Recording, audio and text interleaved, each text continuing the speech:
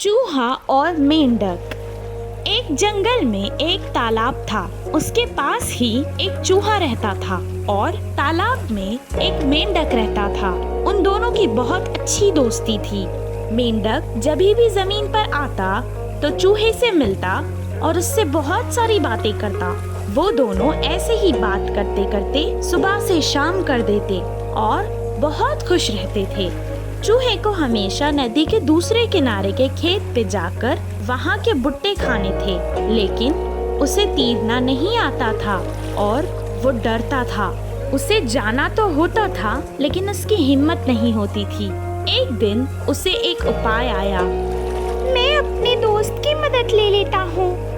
मैं उस पर बैठकर नदी को पार कर कर चला जाऊंगा और आज तो किसी भी तरह से मैं भुट्टा खा के ही रहूंगा। वो तुरंत अपने दोस्त मेंढक से मिलने नदी के पास गया और उसे आवाजें लगाने लगा। दोस्त, ओ मेरे मेंढक दोस्त, कहाँ हो? मुझे तुमसे बात करनी है। उसकी आवाज सुनकर मेंढक तुरंत बाहर आ गया और कहने लगा, क्या हुआ दोस्त? क्यों बुला रहे थे? क्या परेशानी है? परेशानी तो कुछ नहीं है, पर तुमसे एक मदद चाहिए थी। क्या तुम मेरी मदद करोगे? हाँ मेरे दोस्त, तुम तो मेरे बहुत अच्छे दोस्त हो। तुम कहो तो सही, मैं क्यों मदद नहीं करूँगा तुम्हारी। मुझे नदी के उस पार जाना है। वहाँ जाकर मैं भुट्टा खाना चाहता हूँ। तुम मुझे नदी के पार करा दोगे? मैं तुम्हारे ऊपर बैठकर चला जाऊंगा। नहीं नहीं, तुम मेरे ऊपर नहीं बैठ सकते। तुम बहुत भारी हो। ऐसे में हम दोनों ही डूब जाएंगे। अच्छा, तो मेरे पास और एक उपाय है।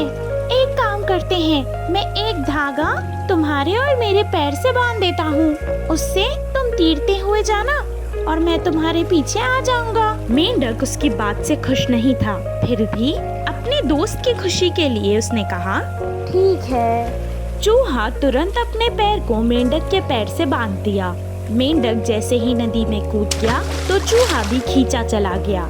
मेंढक तो मजे से तीर रहा था, पर चूहा वजन होने के कारण डूब रहा था।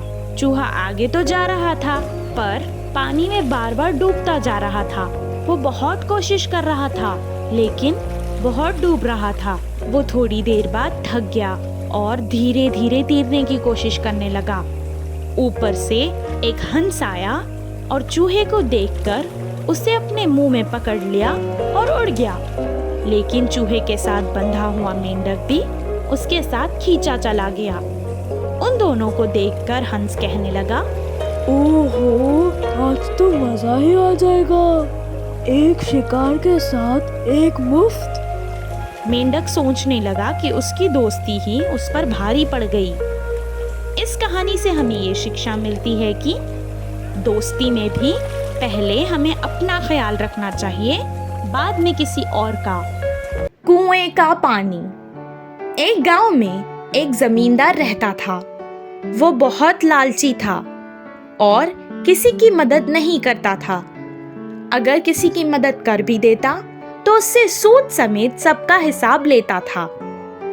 उसके पास एक कुआं था जिससे उसे कोई फायदा नहीं हो रहा था।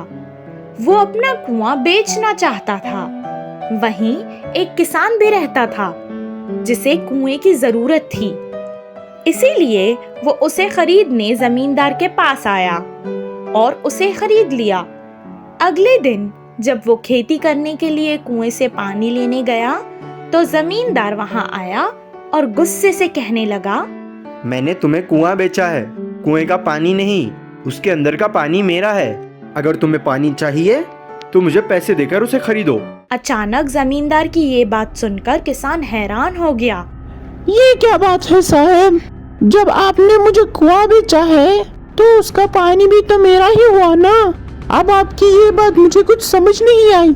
ऐसे ही उन दोनों में बहस होने लगी। जमींदार मानने को तैयार ही नहीं था। जमींदार की मक्कारी बातों से किसान परेशान हो गया था और उसे अंदाजा हो गया था कि क्यों उसके दोस्तों ने इस जमींदार से कुछ भी लेने के लिए मना किया था। जब बात किसी नतीजे पे नहीं पहुंची तो उन दोनों ने गांव के राजा अकबर और उसके मंत्री बीरबल के पास जाने का निर्णय किया। वो दोनों महल में गए और महल में अकबर के साथ साथ बहुत सारे लोग भी थे।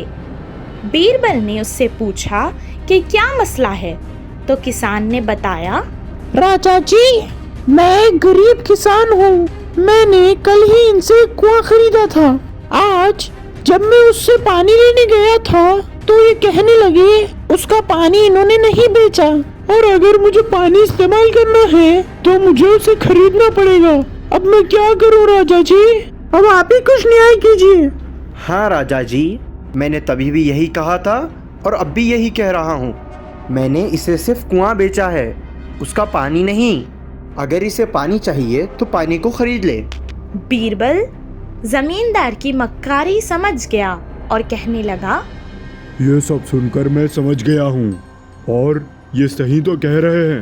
आपने इनको कुआं बेचा है, कुएं का पानी नहीं। कुएं का पानी आपका ही है। बीरबल की बात सुनकर जमींदार बहुत खुश हुआ। कुछ देर सोचकर बीरबल ने कहा, लेकिन कुआं तो इस किसान का है ना, तो उसमें आपका पानी क्या कर रहा है? आप एक काम करिए, अपना सारा पानी इसके कुएं से निकाल लीजिए और इसे खाली कुआं दे दीजिए। जमींदार हैरान हो गया। उसकी अकल भी बीरबल के सामने नहीं चल सकी। बहुत उदास होकर उसने किसान को पानी और कुआं दोनों ही दे दिया। न्याय मिलने पर किसान भी बहुत खुश हुआ। सही न्याय करने पर बीरबल की अकबर के साथ मिलकर सबने तारीफ की। इस कहानी से हमें ये शिक्षा मिलती है कि मक्कारी करने से हमारा ही नुकसान होगा। मायावी घोड़ा।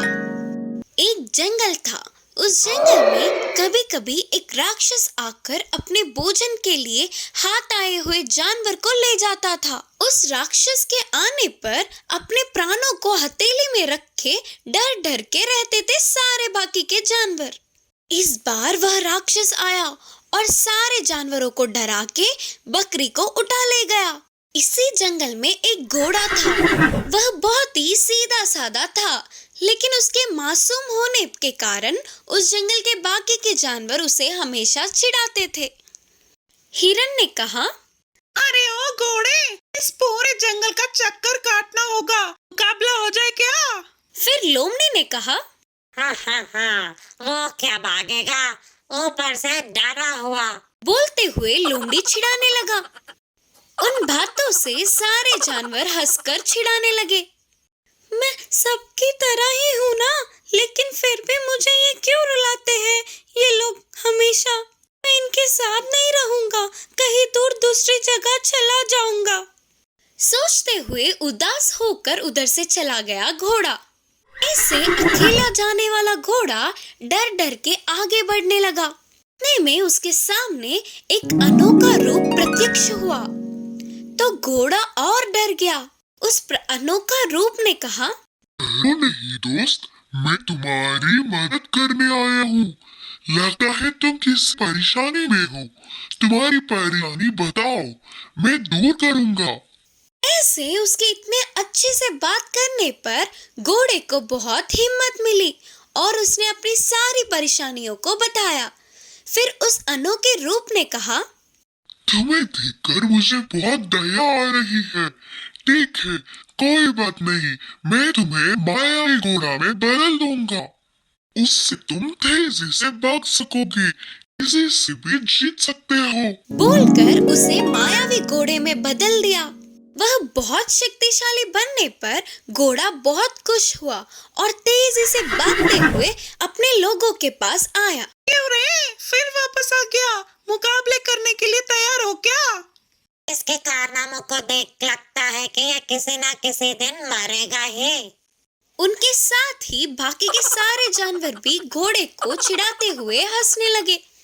फिर भी उन सब के बातों को अनसुना करते हुए घोड़ा बस चुपचाप घास खाने लगा। फिर थोड़ी देर बाद बड़े बड़े आवाजें करते हुए राक्षस वहां आया तो सारे जानवर डर के भागने लगे। राक्षस लोमड़ी को उठाकर ले गया। इस बार राक्षस के पीछे ही घोड़ा तेजी से भागने लगा। फिर राक्षस के साथ युद्ध के मैदान में उतरा।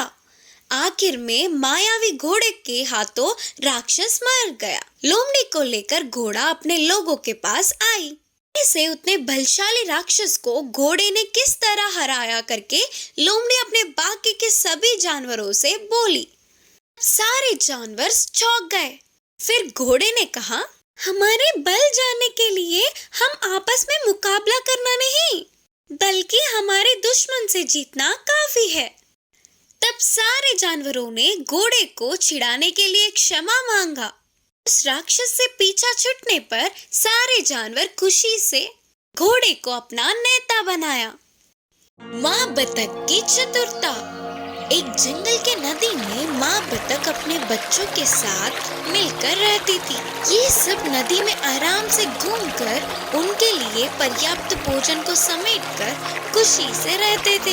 एक दिन सबसे छोटी बतख ने अपनी माँ से कहा, माँ, हमने आज तक इस जंगल का सैर नहीं किया, सिर्फ एक बार हमें अपने साथ ले जाकर दिखाओ ना, करके पूछी। इसके लिए माँ बतख के मानने पर अगले दिन ही जंगल का सैर करने की सोची। जैसे सोचा था बिल्कुल वैसे ही अगले दिन सुबह ही माँ बतख ने अपने बच्चों के साथ नदी से बाहर निकलकर जंगल की ओर चल पड़े। ऐसे बतख के सारे बच्चे खुशी से झूमते हुए माँ के पीछे पीछे चल पड़े। जंगल में थोड़ी दूर जाते ही माँ बतख को बस थोड़ी ही दूर में एक भेड़िया दिखा। अपने बच्चों से कहा, बच्चों, दूर से वह भेड़िया इसी तरफ आ रही है, तुम सभी फौरन पास के नदी में चले जाओ, करके धीमी आवाज में बोली।